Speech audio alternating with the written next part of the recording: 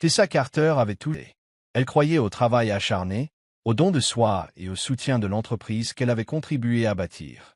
Pendant 20 ans, elle était arrivée tôt, était restée tard, avait manqué des vacances et avait sacrifié son temps libre, tout cela pour assurer la prospérité de King et de ses associés. Elle s'était investie corps et âme dans ce travail, le considérant non seulement comme un salaire, mais comme sa seconde maison. Mais maintenant, devant la salle de conférence, elle se sentait ridicule. Elle n'était venue au bureau que pour récupérer des documents qu'elle devait consulter pendant son congé maladie. Elle n'était pas censée être là. Et pourtant, le destin l'avait menée droit au moment qui allait tout bouleverser. La porte était entr'ouverte, et alors qu'elle tendait la main vers la poignée, elle entendit son nom. Elle est là depuis 20 ans, dit la voix caractéristique de son patron, Laurence King, douce mais dédaigneuse. Ça suffit, non? Tessa se fifia. Elle est dévouée, répondit une autre voix. Probablement Mitchell, le chef des opérations. Loyal. Fiable. Oui, oui. Mais soyons honnêtes, poursuivit Laurence. Elle a passé son apogée. Nous avons besoin d'une énergie nouvelle, de quelqu'un de plus jeune, plus dynamique. Quelques rires résonnèrent dans la salle. Tessa retint son souffle. On parle d'une femme de 40 ans, Laurence, dit un autre cadre, hésitant. Ce n'est pas comme si elle était vieille. Dans ce milieu, autant l'être, railla Laurence. Et puis, ma cousine mérite sa chance. Il sort tout juste d'une école de commerce, vif d'esprit et plein d'idées. Il apportera quelque chose de nouveau. Il est temps de passer à autre chose que Tessa. Un silence s'installa avant que quelqu'un ne demande enfin. Est-ce qu'elle sait? Laurence laissa échapper un petit rire. Pas encore. Je l'informerai à son retour de vacances. Une boule se forma dans la gorge de Tessa. Des vacances?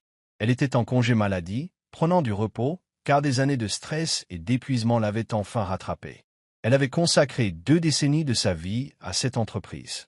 Et comme ça, il la laissé tomber pour un gamin qui n'avait jamais travaillé une seule heure. Elle recula d'un pas, la boule au ventre. Elle se sentait mal. Comment aurait-il pu? La trahison la brûlait, mais elle se força à garder le silence. Elle ne leur donnerait pas la satisfaction de savoir qu'elle avait entendu. Pas encore. Tessa se retourna et s'éloigna, la tête haute. Mais en quittant le bâtiment, son cœur s'endurcit. S'il la trouvait superflue, elle allait leur montrer à quel point elle était irremplaçable. Si elle avait bâti King & Associates, elle pouvait tout aussi bien le démolir. Ce soir-là, Tessa était assise dans la pénombre de son appartement, son ordinateur portable ouvert devant elle.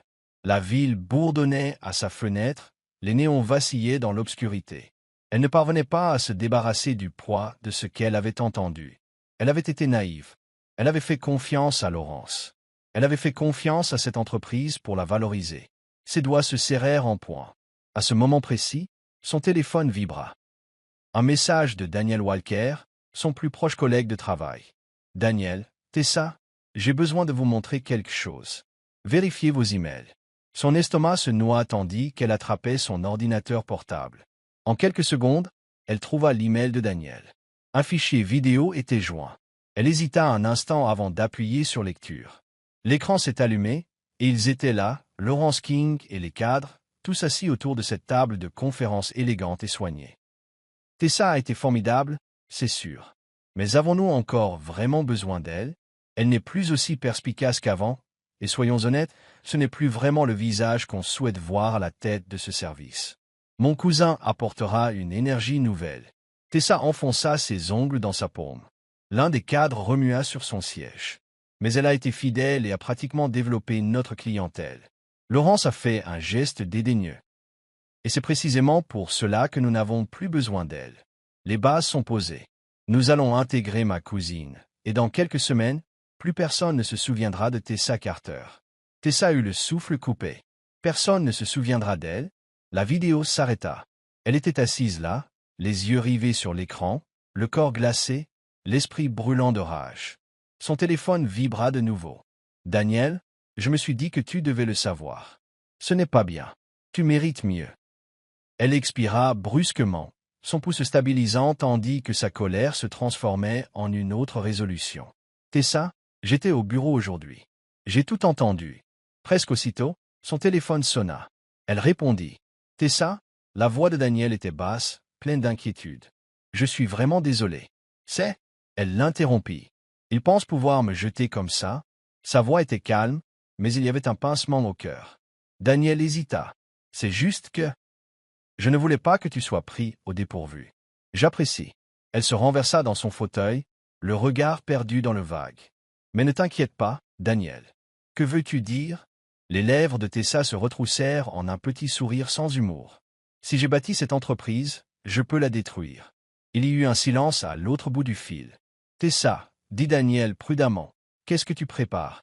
Elle regarda par la fenêtre, son reflet la fixant. Je vais leur faire regretter d'avoir cru pouvoir me remplacer. Tessa a à peine dormi cette nuit-là. Allongée dans son lit, les yeux rivés au plafond, elle repensait à chaque instant de ses 20 années chez King & Associates.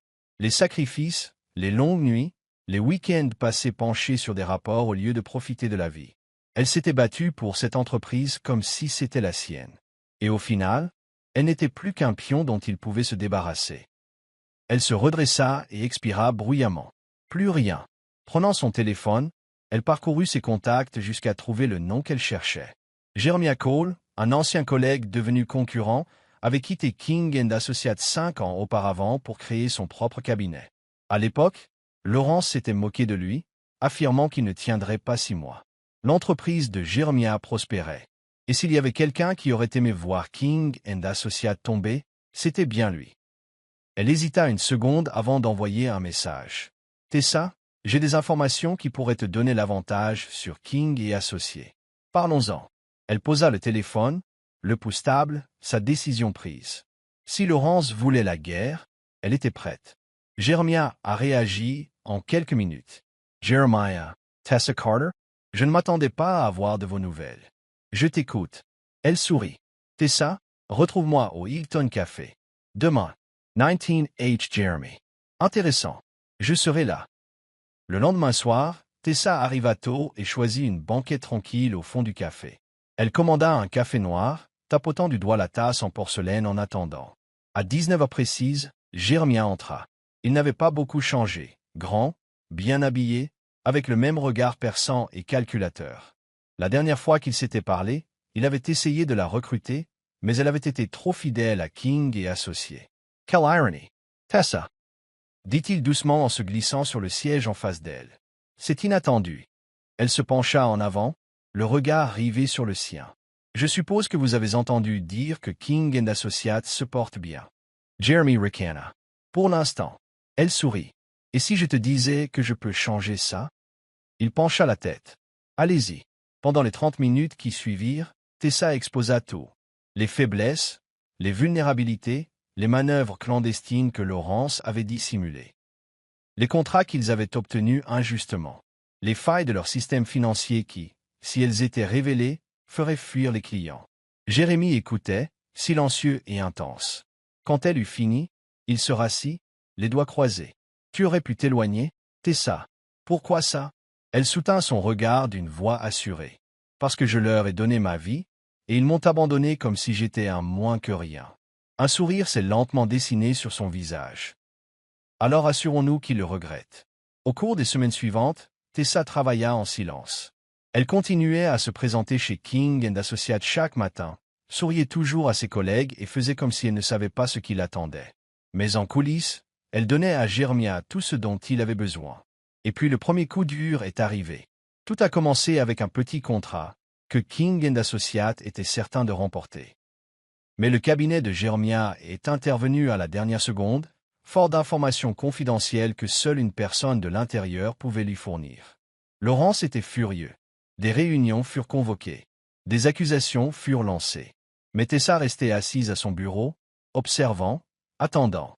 Ce n'était que le début. La tension au sein de King & Associates était à couper au couteau. Laurence fit irruption ce matin-là, le visage rouge d'une rage à peine contenue. « Nous avons perdu le contrat Gibson », aboya-t-il en claquant sa mallette sur la table de conférence. Des murmures se répandirent parmi les dirigeants. Le contrat Gibson était censé être conclu. L'entreprise avait travaillé à son obtention pendant des mois. Mais du jour au lendemain, il leur avait glissé entre les doigts, directement entre les mains de Jeremiah Cole. Tessa était assise à son bureau, faisant semblant d'écrire un email. Mais intérieurement, Elle savourait chaque seconde. La voix de Laurence perça les murmures.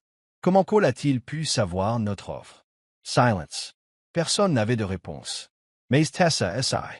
Elle avait passé les dernières semaines à expliquer soigneusement à Jérémie chaque détail crucial, chaque proposition, chaque stratégie tarifaire. Laurence avait prévu d'utiliser toutes les tactiques de négociation possibles. Et maintenant, les failles de King & Associates commençaient à apparaître. Cet après-midi-là, Daniel s'arrêta à son bureau, s'y adossant nonchalamment. « Tu as entendu parler de Gibson » demanda-t-il à voix basse. Tessa hocha la tête sans lever les yeux. Difficile à manquer. Daniel elle observa. Quelque chose me dit que ce n'était pas une coïncidence. Elle croisa enfin son regard. Qu'est-ce que tu insinues? Il sourit. Juste que si j'avais été trahi après 20 ans de loyauté, je ne m'en serais pas allé sans bruit. Elle soutint son regard un instant avant qu'un lent sourire ne se dessine sur ses lèvres. Et si je faisais quelque chose, tu m'en empêcherais? Daniel Ritt. T'arrêter? Jay Taterize. Son sourire s'élargit. Bon à savoir. Dès la semaine suivante, les rumeurs ont commencé à circuler. Des clients se sont retirés de leur contrat. Les investisseurs s'impatientaient.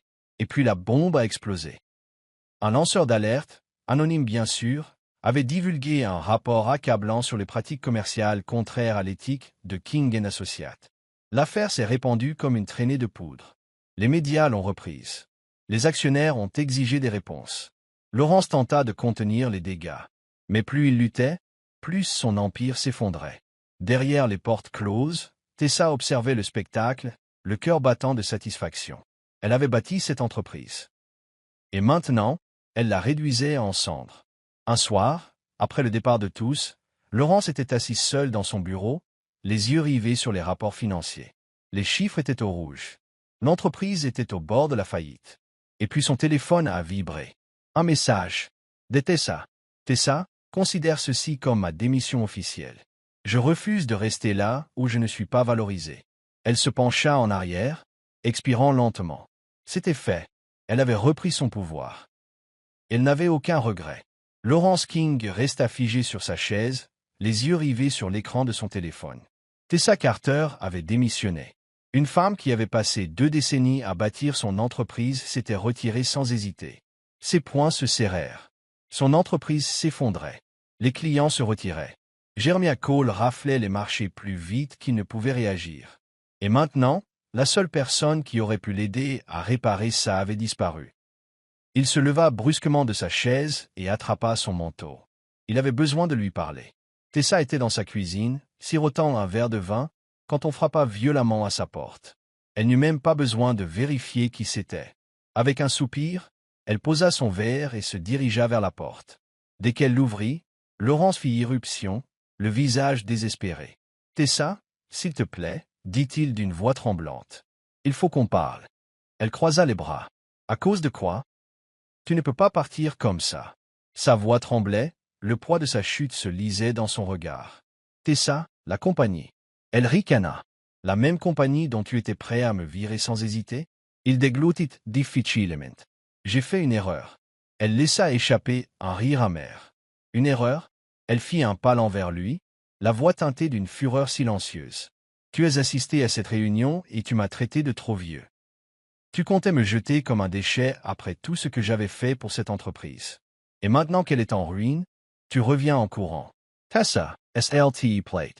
Il passa une main dans ses cheveux, son arrogance disparut, remplacée par un désespoir profond. « J'ai besoin de toi. L'entreprise a besoin de toi. » Elle secoua la tête, un sourire narquois aux lèvres. « Tu n'as jamais eu besoin de moi, Laurence. Tu n'aurais jamais cru que j'étais capable de te détruire. » Il entr'ouvrit les lèvres, mais aucun mot ne sortit.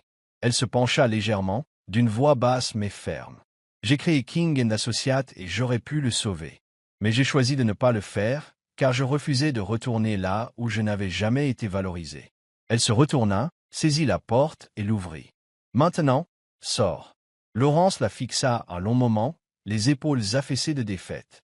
Puis, sans un mot de plus, il sortit. La porte claqua derrière lui. Tessa expira, une profonde satisfaction s'installant dans sa poitrine. Elle avait gagné, et elle ne regardait jamais en arrière. Tessa se réveilla le lendemain matin plus légère qu'elle ne l'avait été depuis des années. Pour la première fois depuis 20 ans, elle n'avait aucune obligation envers King & Associates. Pas de délai, pas de rapports interminables, pas de patron ingrat qui la surveille de près. Juste la liberté. Elle prit une grande inspiration, s'étirant tandis que le soleil matinal filtrait à travers la fenêtre de sa chambre. Son téléphone vibra. C'était Daniel. Daniel, tu es une légende. Laurence perd la tête à cause de ton départ. Tu devrais voir le bureau, c'est le chaos. Tessa rit doucement en secouant la tête. Elle n'avait aucun regret. Puis, un autre message est apparu, Jeremiah Cole. Tessa, j'aimerais te rencontrer. J'ai une proposition à te faire. Elle haussa un sourcil. Intéressant. Ce soir-là, Tessa retrouva Jeremiah dans un bar chic du centre-ville. Contrairement à leur dernière rencontre, cette fois, la tension était retombée. Jeremiah sourit in Associate. Tu as vraiment fait un coup à King & Associates. Elle sourit. Il l'avait bien cherché. Il hocha la tête. J'admire ce que tu as fait. Mais je ne t'ai pas fait venir ici juste pour te féliciter. Tessa S.E. Penshine-Avant. Alors, qu'est-ce que tu veux? Il l'observa un instant avant de dire. Viens travailler pour moi. Elle cligna des yeux, prise au dépourvu. Je ne parle pas d'employé, poursuivit-il. Je parle d'associé. Quelqu'un avec votre expérience, vos connaissances. Tu n'es pas à la merci de quelqu'un, Tessa. Tu devrais construire quelque chose par toi-même. Elle le fixa, assimilant ses paroles. Une associée. Elle avait passé 20 ans à enrichir un autre homme tout en étant payée une misère. Mais maintenant, une opportunité s'offrait à elle. Un endroit où elle pourrait enfin réclamer ce qu'elle méritait. Qu'en dis-tu? Demanda Jeremiah en l'observant attentivement. Tessa expira lentement. Puis un sourire lent et confiant se dessina sur ses lèvres. Allons-y.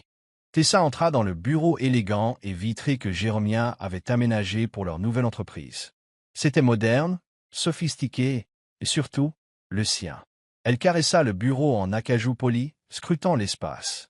Ce n'était pas un simple travail. C'était son héritage en devenir. Jérémie entra derrière elle et lui tendit un dossier. Nous avons déjà 5 gros clients en lice. Une fois que la nouvelle de ta présence se répandra, d'autres viendront. Tessa sourit. Donnons-leur matière à discussion. Sur ce, elle s'est mise au travail. En 2 mois, Cole & Carter Consulting est devenu le cabinet à la croissance la plus rapide du secteur. Les clients qui avaient auparavant fait confiance à King & Associates se tournaient désormais vers la nouvelle entreprise de Tessa, séduits par son expertise, sa réputation et son leadership. Pendant ce temps, King & Associates était sous assistance respiratoire. Sans les conseils de Tessa, les projets étaient retardés, les contrats perdus et la réputation de l'entreprise s'effondraient. Laurence essaya tout, réduire les coûts, embaucher des consultants, mais rien n'y fit. Et puis, un après-midi, il fit quelque chose qu'il n'aurait jamais cru devoir faire. Il décrocha le téléphone et appela Tessa Carter. Tessa examinait des rapports dans son bureau lorsque son assistante frappa. « Madame, on vous appelle. »« Qui est-ce » L'assistant hésita. « Lawrence King. » Tessa haussa un sourcil. Elle attendait ce moment avec impatience. Avec un soupir, elle décrocha le téléphone. « Lawrence. »« Tessa. » Sa voix était tendue, presque méconnaissable. « J'ai besoin de ton aide. » Elle se laissa aller contre le dossier de sa chaise, savourant le désespoir dans sa voix. « De l'aide? C'est drôle, parce que la dernière fois que je m'en souviens, tu pensais que j'étais trop vieille pour être utile. » Il expira brusquement. « J'avais tort. Je n'aurais pas dû te pousser dehors. »« Tu ne m'as pas poussé dehors, Laurence, corrigea-t-elle. Je suis parti à mes conditions. » Il y eut un silence au bout du fil. Puis, il a finalement admis que l'entreprise s'effondrait. Les investisseurs se retiraient et les clients rejoignaient Cole. « J'ai besoin de toi, Tessa. On peut arranger ça. » Elle laissa échapper un petit rire moqueur. « Retourne, répéta-t-elle. Retourner là où j'étais sous-payé, sous-estimé et rejeté comme un déchet. Tessa, je double ton salaire. Non, je le triple. Tu peux avoir un contrôle total sur les opérations. » Elle sourit. « J'ai déjà le contrôle total. De ma propre entreprise. »« Tessa. Non, Lawrence. » Elle l'interrompit. « Je ne retournerai pas à mon vomi. J'ai bâti ton empire, et quand j'avais besoin que tu m'apprécies, tu m'as jeté. Maintenant, tu me supplies de te sauver? Non. » Elle laissa sa voix se réduire à un murmure glacial. « Regarde ton empire brûlé, Laurence. » Et sur ces mots, elle mit fin à l'appel. Alors qu'elle posait son téléphone, un profond sentiment de satisfaction l'envahit. Elle avait gagné, et elle ne regarderait plus en arrière. Laurence King était assis dans son bureau plongé dans l'obscurité, les yeux rivés sur la pile d'avis de licenciement qui jonchait son bureau. King & Associates était en train de s'effondrer. Les investisseurs s'étaient retirés. Des clients clés avaient rejoint Cole et C. Order Consulting. Les uns après les autres, et sans l'expertise de Tessa, il perdait de l'argent à un rythme alarmant. Il avait tenté d'obtenir des prêts, mais aucune banque n'était prête à prendre le risque de se retrouver sur un navire en perdition. Le coup de grâce est venu lorsque son cousin, celui-là même par lequel il avait prévu de remplacer Tessa, est entré dans son bureau avec un air résigné. « Lawrence, je m'en vais. » Le sang de Laurence se glaça. « Quoi? » « J'ai reçu une offre de Cole et Carter, » admit son cousin en évitant son regard. Jeremiah et Tessa construisent quelque chose d'important, et je serais stupide de ne pas saisir cette opportunité. Les doigts de Laurence s'enfoncèrent dans les accoudoirs de son fauteuil. L'homme pour qui il avait détruit la carrière de Tessa l'abandonnait pour elle. C'était fini. À la fin du mois, King & Associates fermait officiellement ses portes. Tessa se tenait dans son nouveau bureau, avec vue sur la ville. 6 mois s'étaient écoulés depuis son départ de King & Associates, et pendant ce temps, elle avait bâti quelque chose d'encore plus grandiose. Cole & Carter Consulting avait non seulement grandi, mais avait surpassé tous ses concurrents, s'imposant comme un leader du secteur. Elle l'avait fait selon ses propres conditions. Jeremiah entra dans son bureau, le sourire aux lèvres. « Nous venons de décrocher un nouveau client important. On dirait que les derniers associés de King & Associates vont nous rejoindre. » Tessa Ritt, Justice poétique. Elle prit une grande inspiration, laissant le poids de son succès s'installer. Autrefois, elle avait été sous-estimée, rejetée et négligée. Maintenant, c'était elle qui prenait les décisions. Elle a pris son téléphone et a écrit un message simple à Daniel. On a réussi. En appuyant sur « Envoyer », elle ressentit une profonde satisfaction. C'était plus qu'une vengeance. C'était une victoire. Et elle ne faisait que commencer. Au revoir.